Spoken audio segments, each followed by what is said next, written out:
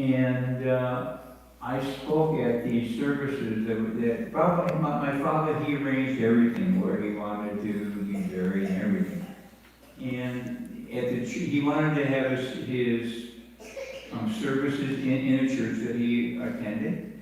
And I spoke there, and he's in the casket, in front of me. And there's people in the congregation, like now. And I informed the people that my father just passed away. It's not like he got in a car wreck. It's not like his organ failed, and his time was up. Every organ is there in his body still. It was functioning nicely. The only thing it's missing is that the embalmer takes the blood out. But he passed away because the spirit soul left his body. And we call that experience death. And when we have no knowledge of this process, the natural inclination is for people to fear death. Because they don't know what to think. They do not know what will happen, what is going on, why they have to die. And when we inquire, why actually do I have to die? Why actually do I have to grow old? I remember when I was a young child. It's just, life was fun, full of energy, all kinds of enthusiasm, long play all day long. No limit to the amount of energy, no limit to the curiosity, but it gradually develops over the years. Now the body can't, heal itself properly. I wake up tired from yesterday and like that. You know what I'm talking about. Who wants to suffer old age? Nobody. Who wants to suffer from diseases? Nobody. Who wants to eventually die?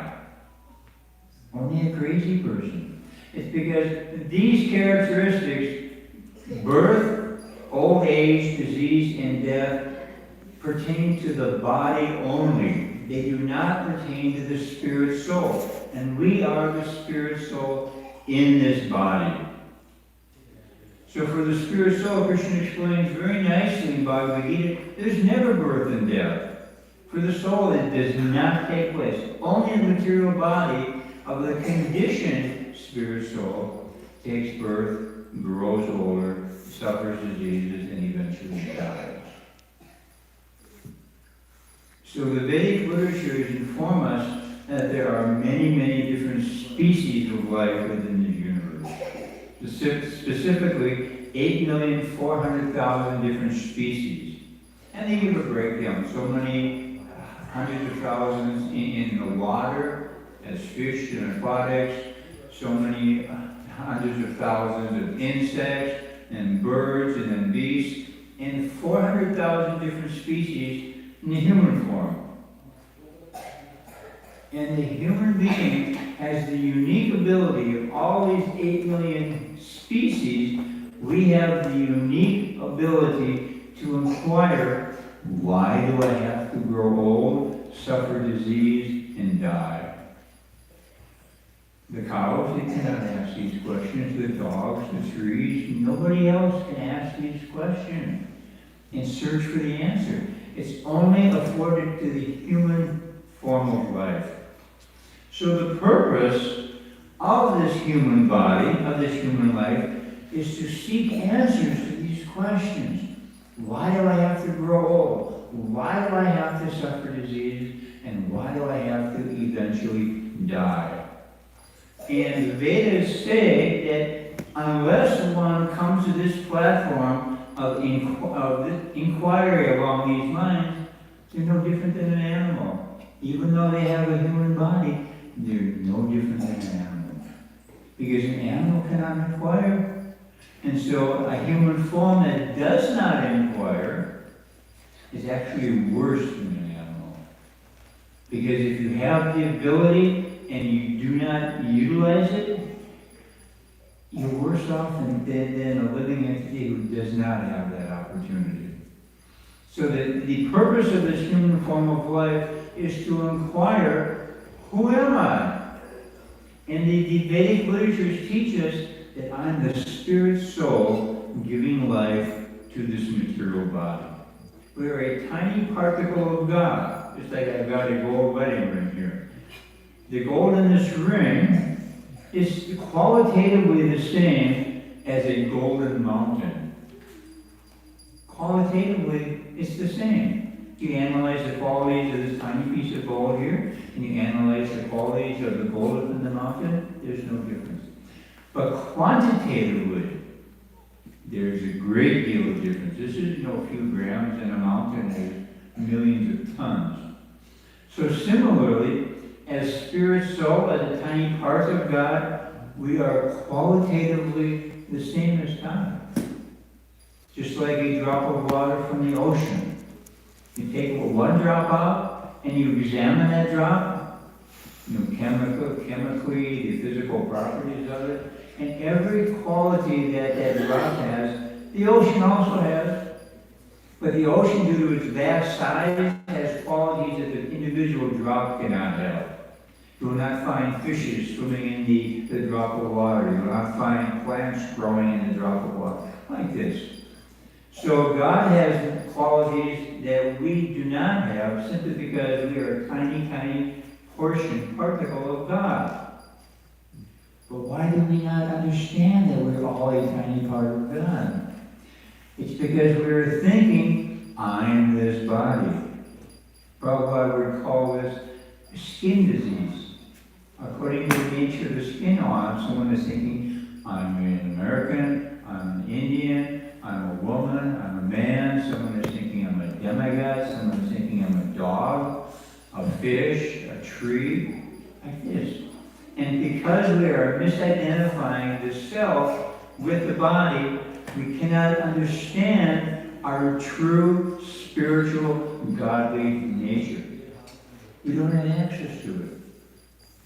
Just like when somebody has jaundice. Jaundice attacks the liver. And one of the the characteristics of that disease is that sugar tastes very bitter. And depending upon how strong the disease is, it can be just extraordinarily bitter, so much so that you can't possibly eat it. Now, if you look at the qualities of a sugar plant, at what point is it ever bitter? At no point. Even when it's a little tiny seedling like this, there's no bitterness in the taste of a sugar plant. What to speak of when it's fully grown and mature. There is no bitterness in that plant whatsoever. But due to the nature of the disease of jaundice, it tastes bitter to the afflicted person. They cannot taste the sweetness. So when we are thinking that I'm this body, I'm a man, I'm an American, I'm this old, I'm this young, we cannot experience, we cannot taste our godly nature. It's not possible. Just like a person with jaundice, it's not possible for them to taste the sweetness. So it's similarly, it's not possible for us to understand that we are a tiny part of God. So the process of self-realization is like, it's compared to the process of healing. One is sick with jaundice in the hospital, of taking shelter of a qualified physician who can properly analyze our disease and prescribe the proper medicines. You do this, you don't do this, you avoid that. Like this. And by following the instructions of a qualified physician, we'll gradually get free from the influence of the disease. So Krishna, he understands that we are all in the material world, everyone is suffering under the influence of Krishna's material energy. And everyone is thinking that I'm this body. And out of love and compassion for us, he sends his pure devotees, his representatives, to the material world in every species of life to encourage the living entities in these different species to come back home, back to God, to once again learn to approach God, to learn how to serve Him nicely. So Srila Prabhupada is one such representative. We can look at him like an ambassador.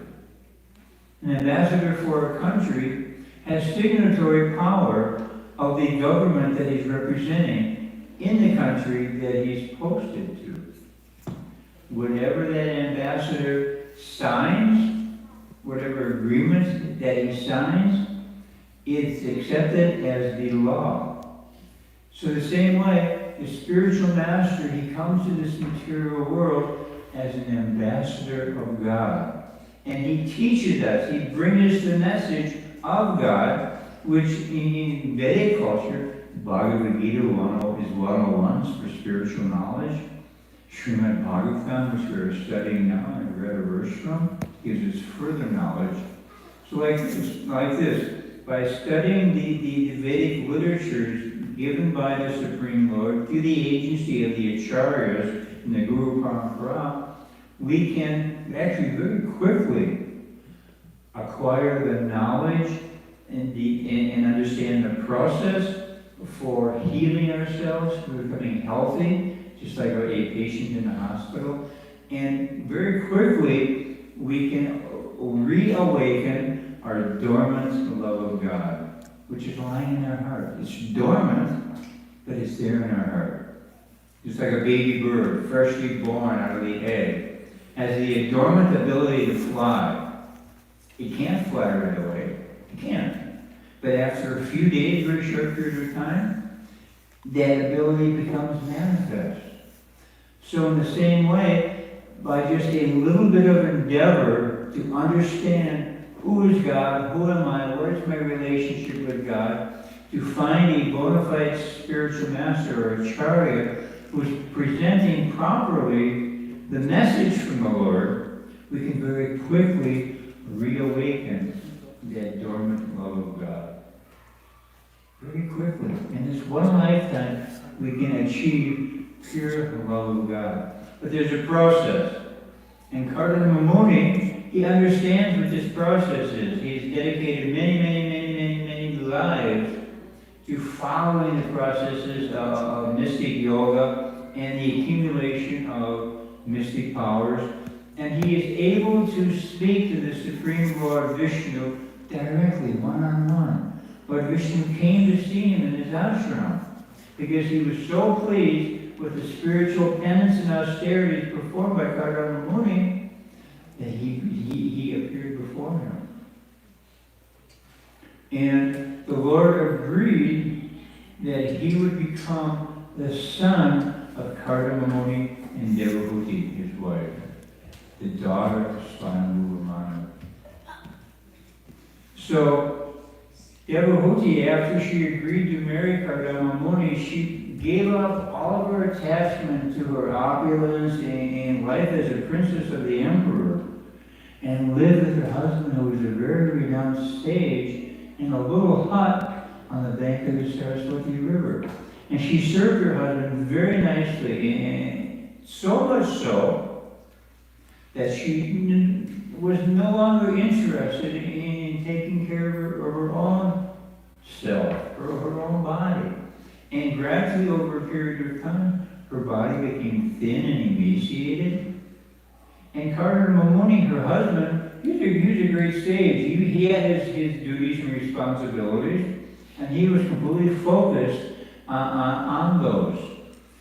And like, it is very common for a man to get so absorbed in what we're doing that we just don't pay any attention to what's going on with the wife and with the kids like that. It's not unusual for this to happen.